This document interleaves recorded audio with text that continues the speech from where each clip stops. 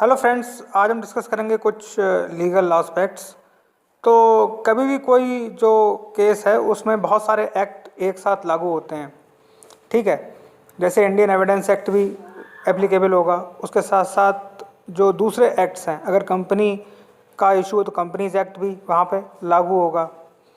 और अगर वहाँ पर डिज़ास्टर हुई है तो नेशनल डिज़ास्टर मैनेजमेंट एक्ट 2005 वो भी लागू होगा। तो एक्ट जो हैं वो एक लागू नहीं होता, सारे एक्ट जो हैं वो एक साथ लागू होते हैं। अब डिपेंड करता है केस टू केस। अब जैसे इंडिया में दो तरीके के सिस्टम है, एक है सब्सटेंटिव लॉ, एक है प्रोसीजरल लॉ।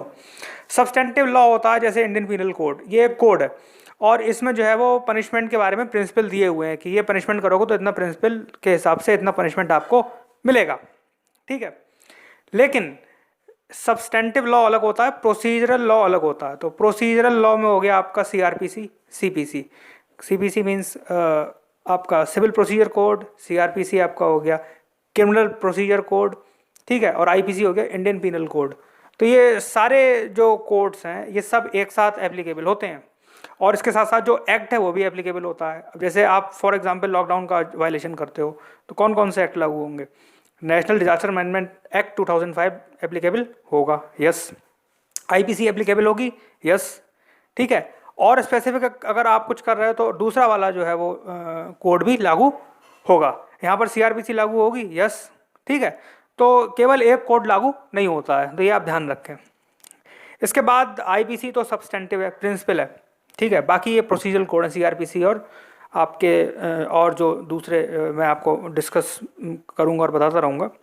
अब जैसे आप देखो कि कॉग्निजेबल और नॉन कॉग्निजेबल ऑफेंस ही बहुत आता है एग्जाम में।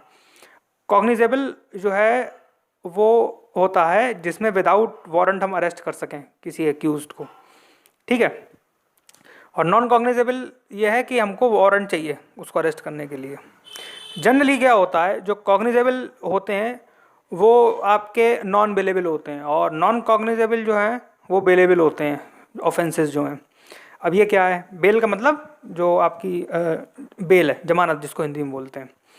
तो अब बेल होती क्या है? ये जो bailable, non bailable, cognizable, non cognizable है, ये सब सीआरपीसी के कोर्ट्स में दिए हुए हैं, आईपीसी में नहीं, सीआरपीसी में, आप ध्यान रखना।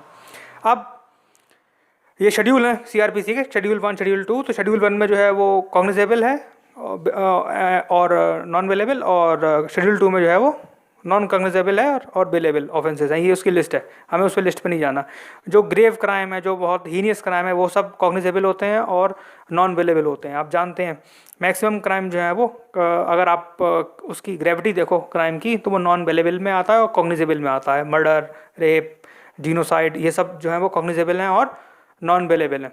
अब इसका मतलब क्या हुआ नॉन बेलेबल का? इसका मतलब ये हुआ कि अगर आप छोटा मोटा क्राइम करोगे तो आपको एग्जीक्यूटिव मजिस्ट्रेट जो है वो बेल दे देगा। एग्जीक्यूटिव मजिस्ट्रेट, कीवर्ड याद रखना। एग्जीक्यूटिव मजिस्ट्रेट के ऊपर होता है judicial magistrate class 2, judicial magistrate class 1, फिर सेशंस कोर्ट आता है, फिर हाई कोर्ट आता है, फिर ट्राइब्यूनल आती है, फिर सुप्रीम कोर्ट आता है। ये सीक्वेंस है। तो एग्जीक्यूटिव मजिस्ट्रेट के हाथ में आपको बेल देने की पावर है। तो वहाँ पर जो है वो जो है इम्पोर्टेंट ये बात आप ध्यान रखें कि जो बेलेबल ऑफेंसेस हैं उसमें एग्जीक्यूटिव ऑफिसर आपको जो है वो बेल दे देगा। जो नॉन बेलेबल है, इसका मतलब नॉन बेलेबल का मतलब ये नहीं बेल नहीं मिलेगी, बेल मिलेगी, लेकिन जो बेल देगा वो जुडिशियल मजिस्ट्रेट देगा, ठीक है। अब वो ग्रेविटी ऑफ द क्राइम पर डिपेंड करता है। अब जैसे कोई आपने सीरियस क्राइम किया है तो फिर जुडिशियल मजिस्ट्रेट क्लास 2 के बाद फिर क्लास 1 या कोर्ट ऑफ सेशन में अगर मामला चला गया है तो फिर वो हायर जुडिशरी जो है वो उसको बेल कंसिडर करेगी कि देनी है कि नहीं देनी है, ठीक है।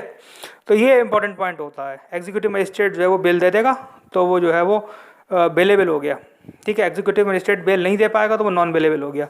तो ये आप टर्म ध्यान रखना, cognizable, non cognizable, bailable, non bailable, और ये सारे जो टर्म है सीआरपीसी के हैं। आने वाले लेसन्स में हम और डिस्कस करेंगे और ये जो पूरा कॉम्प्लेक्स इशू है लीगल उसको हम डिस्कस करेंगे। Thank you.